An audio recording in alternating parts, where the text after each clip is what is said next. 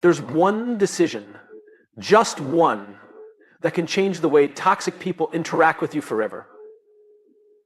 And no, it's not yelling back. It's not cutting them off in a fit of anger. It's something deeper, quieter, stronger. It's this: once and for all, that you will never entertain disrespect. That's it. When you stop explaining your worth, when you stop trying to fix people who don't want to change, and you stop lowering your standards to keep the peace, you don't lose people, you lose the wrong people. See, toxic people don't come into your life because they're stronger. They come in because you left the door cracked open. Maybe you wanted to be nice. Maybe you didn't want conflict. Maybe you hoped they'd change. But the truth is, what you allow is what continues. Most people talk about setting boundaries when dealing with toxic people. Block them, cut them off, say no more often.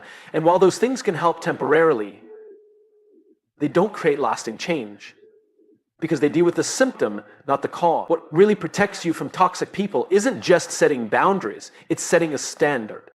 A boundary says, don't cross this line. A standard says, this is how I live. One is a defense mechanism, the other is a way of being. And there's a big difference. When you set boundaries without standards, you're always on the defensive. You're constantly reacting to disrespect, explaining your value and hoping people understand. But when you set a standard, when you become crystal clear on what you accept, how you operate, and who you are, something powerful happens. Toxic people don't even get close. They can feel that they don't belong in your space.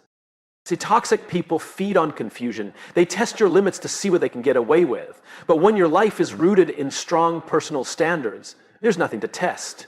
You've already made the decision. You don't tolerate manipulation. You don't engage in gossip. You don't chase people who treat you like an option. That's just not who you are. Think about it like this. Boundaries tell others how to behave around you. Standards define how you behave with yourself. And when your relationship with yourself is strong, when you honor your values, your time, your energy, people are forced to meet you at that level or move on.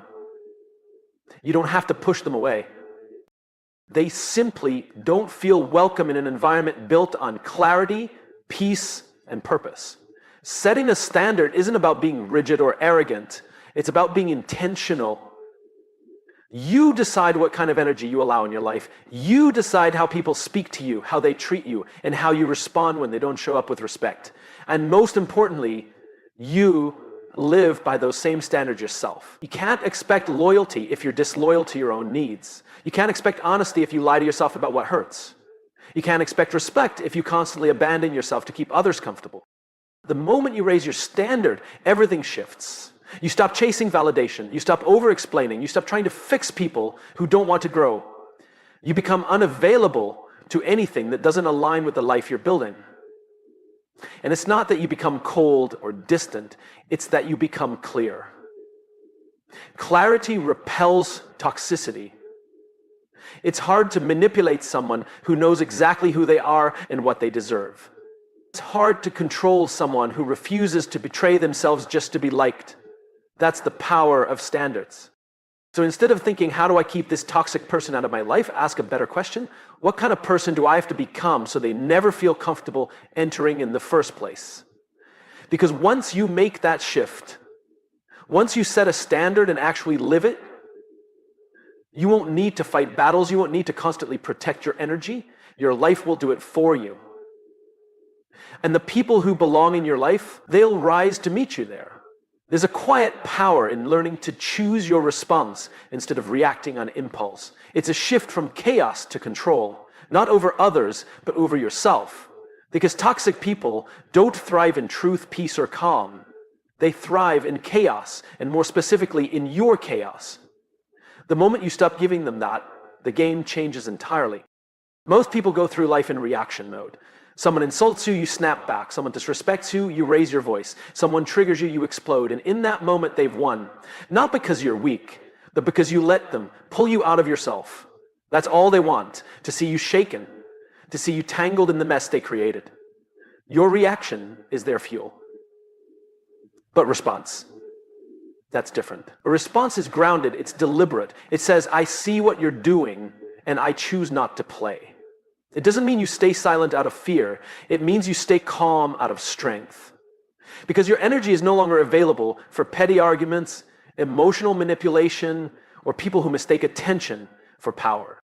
Choosing to respond instead of react is not easy. It requires awareness. It requires emotional maturity. It means pausing in the heat of the moment, taking a breath, and deciding who you want to be right now.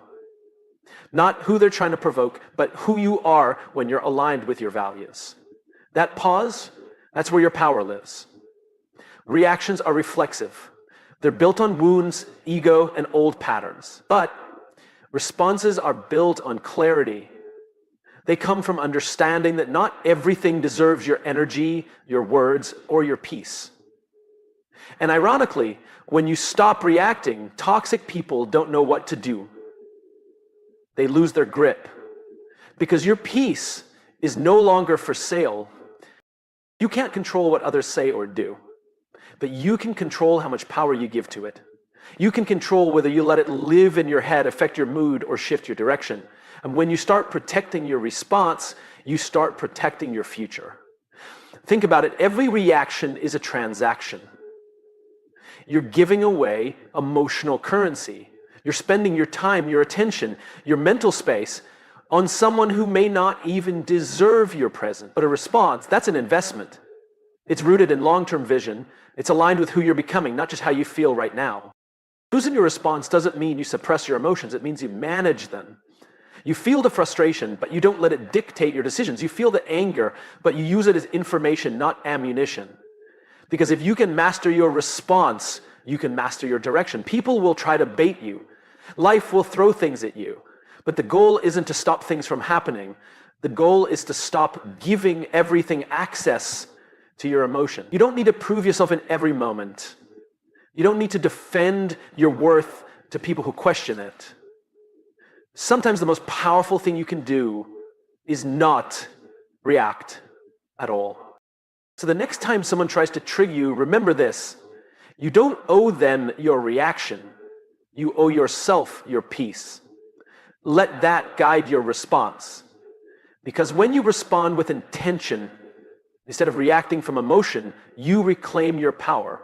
And toxic people lose theirs. Self-respect is one of the most powerful filters you can ever develop. It's not loud, it doesn't demand attention, but it speaks volumes through your choices, your standards, and how you allow yourself to be treated. The way you carry yourself tells people everything they need to know about how they're allowed to show up in your life. When you respect yourself, you naturally start filtering out anything that doesn't align with your worth. You stop chasing people who treat you like an option. You stop justifying disrespect. You stop making space for behavior that violates your peace. Not because you're better than anyone, but because you finally remembered who you are. The world reflects back to you what you believe you deserve. If you're constantly tolerating disrespect, it's often because somewhere deep down, you're still negotiating your value. But when self-respect becomes non-negotiable, your entire life begins to change. The wrong people will feel uncomfortable around you. The right people will feel inspired by you, and you won't even have to say a word. Self-respect shows up in the small moments. The way you walk away from conversations that drain you. The way you say no without guilt. The way you stop explaining yourself to people committed to misunderstanding you. It's not about being rude. It's about recognizing that your energy, your time, and your mental peace are valuable, and not everyone deserves access to them. A lot of people confuse self-respect with ego, but they're not the same. Ego seeks validation. Self-respect creates boundaries. Ego is about proving something to others. Self-respect is about proving something to yourself every single day. It's about choosing to stand tall, even when it's easier to shrink for the sake of acceptance. And here's the truth. The more self-respect you develop, the less tolerance you'll have for anything less than sincerity. Manipulation won't faze you. Games won't impress you. Attention won't distract you. Because you're no longer looking to be chosen. You're choosing yourself. And from that place of wholeness, you can be selective without apology. This is what makes self-respect a filter. You don't need to cut people off with anger. You don't need to scream your standards. You just live in alignment with them. And let your actions do the talking. You treat yourself well, and by doing so, you silently communicate, this is the level, rise to it, or move around it. That kind of quiet confidence is magnetic. It doesn't come from pretending to be perfect. It comes from doing the hard inner work, healing your wounds, facing your insecurities, and rebuilding your relationship with yourself. Once you've done that, you stop allowing access to people who only show up to take. Because here's what most people forget. You train people how to treat you, not with your words, but with your standards, with what you accept, with what you continue to tolerate. Self-respect isn't just a mindset, it's a lifestyle. It's woven into your tone, your posture, your habits, your decisions, and it becomes a filter for who and what belongs in your life. The higher your self-respect, the more peaceful your life becomes. Not because nothing goes wrong, but because you stop inviting chaos in. You stop settling, you stop ignoring red flags, you stop betraying yourself to please others. So if you want to protect your peace, start by honoring yourself, not occasionally, but consistently. Every time you choose self-respect, you send a clear message to the world, I am not available for anything that does not reflect the value I've placed on myself. And from that place, you no longer have to fight for respect. You become the standard. There comes a point where you realize that arguing with toxic people is a trap, not a debate, not a conversation.